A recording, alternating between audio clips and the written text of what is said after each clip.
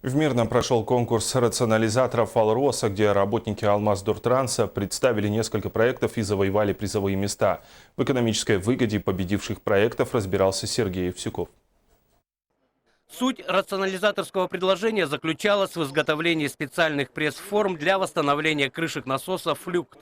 Эти установки очень широко применяются в шахтах для откачки воды. И в них чаще всего из строя выходит резиновое покрытие верхней и нижней крышек. Специалисты Мирнинского специализированного шахтостроительного треста обратились к нам с просьбой, возможно ли что-либо сделать. Мы рассмотрели вопрос, приняли решение попробовать восстановить крышки.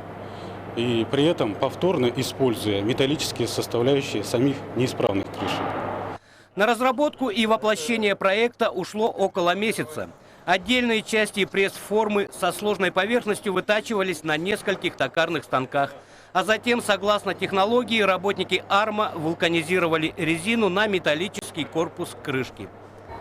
Вот эта запчасть как раз и идет в Мирный, на насос. Используется специальный двухкомпонентный клей, который обеспечивает хорошую адгезию резины с металлом. И сама резина тоже специальная, с включением сверхвысокомолекулярного полиэтилена. И теперь армовцы готовы делать изделия партиями. Экономический эффект зависит от количества восстановленных комплектов, которые мы сделаем в течение года.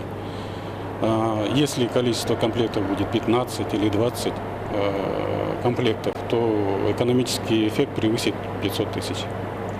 То есть выгода несомненна, если учесть, что пара крышек на заводе стоит около 50 тысяч рублей. Себестоимость же запчасти в армии обходится всего в 11. Плюс к этому оперативность процесса изготовления, которая, к сожалению, не учитывается, но очень на руку шахтерам.